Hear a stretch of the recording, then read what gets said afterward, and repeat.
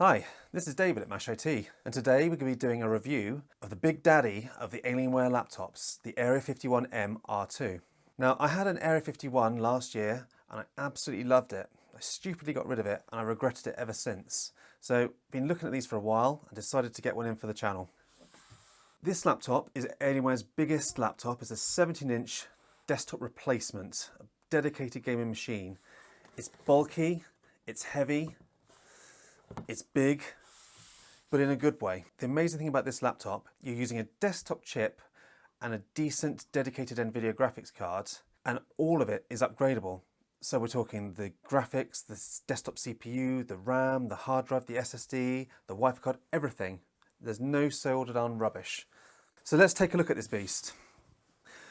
Just looking at it from the top on to start with, you can see this is the lunar light design.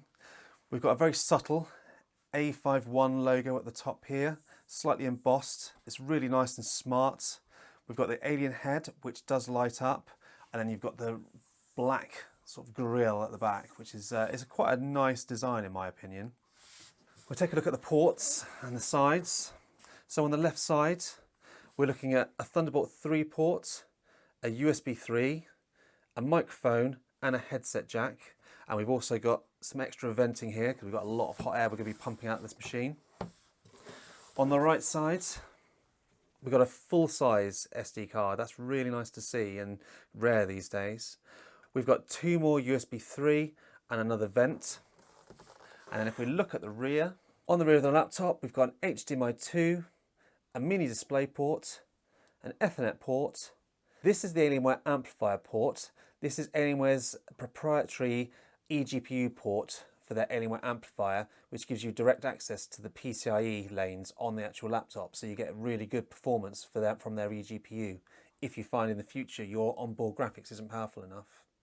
And then finally, we've got the two power ports for our two power bricks that we need to run this laptop. You can see the honeycomb design here for the grills. We've obviously got two decent sized grills because it pumps a lot of the hot air straight out of the back. And if I just quickly show you the bottom, you can see again, it carries on with the honeycomb design. And in my opinion, it's a nice looking grill intake at the bottom there. It's got a really nice aesthetic with this new design that Alienware have created over the last couple of years. So as I just said, with the two power ports, that's because we need two power bricks with a desktop class laptop like this. I have here the 8-core Intel 10700 with an NVIDIA 2070 Super. So to run this, I've got a 330 watt brick plus a 180 watt brick. So this isn't a very mobile platform, as you can see. If I want to go anywhere, I've got to carry the laptop and both of these bricks if I want full performance. You can run with one brick, but you will lose some of the performance of the laptop. We will test that later on. So this is great, obviously, if you're moving from room to room or like office to office, etc. But you won't be using this on a bus or a train. It's very big and very heavy. Now let's have a look inside. So looks-wise, very similar to the M17 R3 we reviewed recently. You've got the same chiclet keyboard that we got on the M17 R3. Now last year we had a traditional keyboard, which was good, but this keyboard, in my opinion, is one of the best laptop keyboards on a gaming machine I've come across. It's got amazing tactile feedback, a nice amount of travel, and it's got a really crisp keyboard with a really good layout. Being the 17-inch, we have a dedicated number pad with macro keys above. Now the 15-inch doesn't have that, it just has the keyboard. The 17-inch models do have the dedicated. That is nice for a lot of people. It is backlit and it's per key from the Alienware Command Center software, so you can go in there and you can customize that to your liking. We've got a Synaptics touchpad. I would have preferred a Microsoft Precision touchpad, but because it lights up, and again, this you can change the color on this, they've used a Synaptics touchpad. It's also not the biggest in my opinion compared to a lot of modern laptops, but you do have soft dedicated clickers, which is a nice touch still. I do prefer these over clicking on the touchpad. And in all honesty, with a laptop like this, you're more than likely going to be using a dedicated mouse. So this is usually just a secondary thought, but it works, it's functional. Now if we move up, you can see we have more of the honeycomb intake grille here. Again, it gives it a lovely look in my opinion on the actual laptop deck itself. And then lastly on the deck, we have the Alienware head. Now the nice thing about the Alienware head with these Alienware laptops is they actually light up. Now you can see at the moment we're on battery power because the Alien head is orange. If you plug in the mains, the Alien head turns blue. Again, you can configure that in Alienware Command Center, but this, in my opinion, is a lovely feature because if you forget to plug yourself in or you knock a power lead out, you can see instantly that you dropped yourself onto battery. Particularly on a laptop like this where the battery life is particularly short. On my testing, we're talking 2.5 hours of just YouTube streaming at 50% brightness. This is a workstation, again, you're not going to be sitting using this on your lap for hours, so it's adequate for this type of laptop, but the battery life isn't great. Now on the model that I've got, this is the 144Hz display. It has G-Sync and good brightness. 144Hz, in my opinion, is a sweet spot at the moment. There is a 300Hz panel. I did consider it, but it's quite an upcharge. And for me, I think most games I'm rarely going to get over 144Hz on them anyway, because I'd rather whack in the settings up. So this for me is the best buy because I like having the G-Sync. We've also got at the bottom here Tobii Eye. This is the eye tracking software. Certain games and applications can use this to track your eye movements to bring that into the game. Personally, I've never really used it, but you can also use the actual Tobii Eye so that when you look away or turn away from the laptop, it dims or can lock the screen, which could be quite a nice touch. And then at the top, we've got the webcam and microphone, which are very average, and is usually the case for most gaming laptops. So an all-round, although it's big and heavy, it's a really nice package. When you're using this day to day, it's a comfortable package to sit down and actually enjoy using. So now we're going to have a quick look at the performance of this laptop. Obviously we know it's a desktop replacement when it's got a desktop CPU. Now this is the non-K processor that I've got in this unit, so it's an 8-core 16-thread desktop CPU.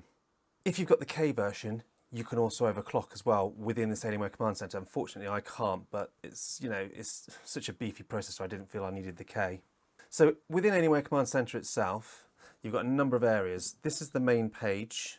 On the main page, things that are very useful, obviously you can overclock straight away from here if you've created some overclock profiles. The thermal section, this is very useful. Now, it defaults to balanced. This is what I suggest most people leave it on. It handles the heat really well. It will let the CPU get up to 80s or so. If you value sort of like lower temps, you can either pop it on performance or full speed, but it does get quite loud. And if you're working in a quiet office and you want to keep this sort of the noise down, the quiet profile is really good, but it does limit your wattage a little bit once you hit a certain threshold. You can also adjust your music profile from here, which is quite nice, and your power profile as well, which is basically overrides the Windows settings. Also from within here, you've got a library section where you can add your games in and set up profiles for each of the games. The Alienware FX, now this is where you can change all the colours on your laptop. So we've obviously got the keyboard, the trackpad, the Alien head button, and then on the back we've also got the Tron lights and the Alien head on the back of the screen. And the last tab, we've got the Fusion tab. This is obviously where you can set your overclocks, but it's also good for monitoring your CPU, GPU and memory clock. I can overclock the GPU within this section if I want to. I would normally use MSI Afterburner myself. You can adjust the fan speeds if you prefer to override the manual settings, and you can also adjust all the audio enhancers from within here. And we're talking about the speakers that are actually on board with this laptop. I haven't mentioned that before, but they are quite a nice step up from last year's Alienware Area-51m. Last year they were okay, but they were just your typical gaming laptop speakers. This year I've been thoroughly impressed by them. I've actually been listening to a bit of music and playing games, and they sound really quite good. I'd be quite happy using these laptop speakers just to listen to a bit of music whilst I was working on it, which is quite unusual for gaming laptops. Right, so now we've looked at the actual Fusion software, we're going to move into the actual benchmarking. So the first benchmark we completed was Cinebench R20. Now, wanted to run this more than many of the other benchmarks because it heavily hits the CPU, and being a desktop CPU I wanted to see if it would throttle. I happily report that this ran all 8 threads quite nicely at its 4.6 gigahertz all the way through. No problems at all, and it would do it repeatedly. And this gave me a score of 4,765 points on the multi-core score. A really nice score. Obviously, as it is a desktop CPU, but when you're used to laptops, you're used to them throttling and getting hot. This didn't even get that hot, so quite impressive there. So next we completed a Geekbench 5 CPU test. We got a single bench score of 1,302 and a multi-core score of 8,970. The multi-core score is particularly good, especially for a laptop. It's obviously on par with the desktop chip. The CPU score is average, in all honesty, in this day and age. And it's nothing against this laptop in particular. This is just purely down to Intel. If you're looking at the new Apple Silicon M1 or the new Tiger Lake processors, the single core scores are boosting a lot higher, up to 1700 odd score. And you will notice that in day-to-day snappiness. Unfortunately, we're stuck with this 14 nanometer plus processors for another generation or so. So if you do stick with Intel, this is kind of what you're going to be getting. In all honesty though, benchmarks aside, you'll never notice that in day-to-day use, and it does feel very snappy and responsive. If you're interested in learning about the performance in more depth on this laptop, we will be doing a follow-up video in the next few days where we can look at the inside of the laptop, and also we're going to be delving into the different profiles and more in-depth performance scores for this CPU and GPU. So subscribe and hit the notifications if you want to be notified of that video coming shortly. So onto the Geekbench 5 GPU scores. We ran the OpenCL, which scored a 95,962, which is right about where it should be for the 2070 Super on a laptop. It's exactly, well, pretty much the same as the Alienware M17 R3 we recently reviewed with a 2070 Super. I did hope this laptop would score higher. I was hoping that it would have a higher thermal budget, being that it is a dedicated GPU on its own card within this laptop. I thought they might give it 150 watts or so, but it doesn't look like it here. We'll have a look in a second when we get to the games. We then ran Unigine Valley. We got a score of 4,778 during this test. This is the Extreme HD preset. It's a good score, but again, it's very similar to the Alienware M17 R2. And if we look at the wattage of the GPU, you can see it's 115 watts. So that confirms my suspicion that it is only a 115 watt card and it isn't given a larger power budget like I was hoping for this desktop replacement. So next we have the TimeSpy benchmark. You'll see that there's a nice new graphical interface for the results on this. So it looks a bit different than what you're probably used to. But we can see we've scored 8,905 for TimeSpy, which is a good score. You can see the graphics score is 8,615, which is again very similar to the other 2070 Supers. But the CPU score is 11,008, which is a fantastic CPU score, obviously indicative of the desktop CPU in this laptop. It sort of buries the M17 R3. So, you know, if you are particularly wanting that heavy CPU usage, then you might want to consider looking at this model, even though it is large and heavy. And the last benchmark we're going to look at is Firestrike. Now, you can see we scored 19,904 in here, which has a graphics score of 22,056 with a physics score of 24,684. So the graphics where we were expecting, but the physics is much higher being that desktop CPU. So a really good range of results here from the usual suite that we run. Just going to fire up a game now and just see how it actually performs. Going to use Apex. Right, so we're going to start play a little bit of Apex so you can see the sort of the temperatures, the frames per second.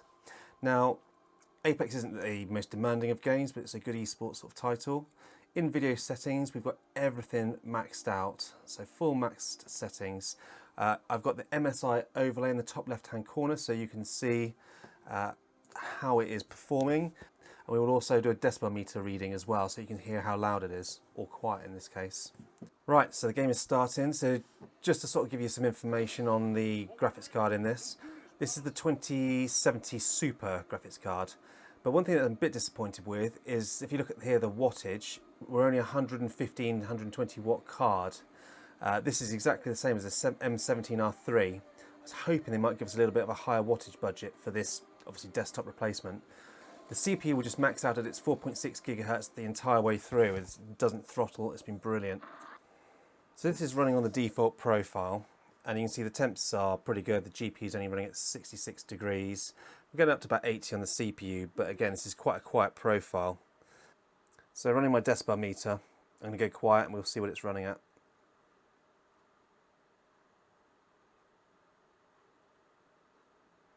That's a steady sort of 45 decibels. It's just a nice whoosh at the back of the laptop, so it's really comfortable. And it's also, the actual keyboard isn't getting hot either, which is really nice. It's a nice comfortable keyboard to use and you keep your hands on. So that leads me on to the conclusion for this laptop. Well, firstly, before I conclude, I've got to think to myself, who is this laptop going to be for? Who am I aiming this at? If you want a laptop that you can pop on your lap and type away and throw in a bag and jump on the tube or jump on a bus and then use it on the bus, this is definitely not the laptop for you. If you're looking for a heavy-duty gaming laptop or a laptop for simulations, rendering, heavy video editing, and you don't care so much about the weight, you might want to consider this laptop. The negative aspects are it does have 2 power bricks. If you run it with one, I found with this configuration, you're only losing about 5 to 10% performance. So it's not that bad at all. But if you want the full performance, you will need to run it with 2. So obviously that is a pain if you're going to be carting it around regularly, having to carry the 2 bricks. The laptop itself is also very big and very heavy in this day and age when you're comparing it to the M15, the M17, Razer blades, other gaming laptops out there. But it is a trade-off. It is big and heavy, but for a good reason. And that good reason is we've got a desktop CPU in here. We've got upgradable components, including the graphics card. Now, it's a bit of a pain in that they've changed the form factor for those graphics cards over the original Area-51m. So it's a shame if you bought it last year, you can't use this year's graphics cards. So that is annoying. But on the plus side, if you do get a problem in the future with a graphics card, even if you couldn't upgrade to a future generation, you can at least replace that graphics card, which on most modern laptops where everything's soldered on, any part fails on the board, that's the entire board gone. So it's nice that this makes this a more repairable machine that could be changed if they allow us to move to the next generation. Plus, it's easy to upgrade the actual CPU itself.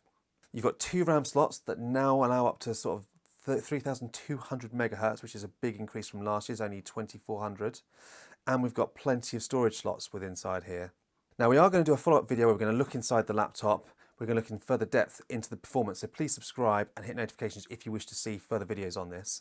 And we will be doing a full gaming video as well. But to sum this laptop up, having used this now for about a week, I'm really, really impressed with this machine. I loved last year's model. It was really amazing and I was really sad. I don't know why I let that one go. So getting this one back in, honestly, I've been absolutely amazed with it. I prefer the keyboard over last year's. I prefer the speakers. There are more options for screen now. And it's got the usual Alienware build quality that you'd come to expect from a laptop like this. And also it is using a desktop CPU and quite powerful graphics cards. It doesn't get that loud, and that's really nice. If you're used to the smaller, slimmer, light gaming laptops, they often sound like vacuum cleaners. This doesn't. It's a nice whoosh when you're using it. So it's an actual comfortable machine to actually use. So you can use this for hours gaming, and it's not going to be annoyingly noisy, and it's not going to get overly hot for your hands. These are really plus factors in my book if I'm actually going to sit and use a laptop for an extended period of time. I would definitely recommend this machine if you can overcome the couple of obstacles such as the power brick and the weight, because what you're getting at the end of it is a machine that's not going to throttle, it's not going to be noisy, and it's going to give you amazing performance for the long time to come. So I hope you've enjoyed this video. Thank you for watching.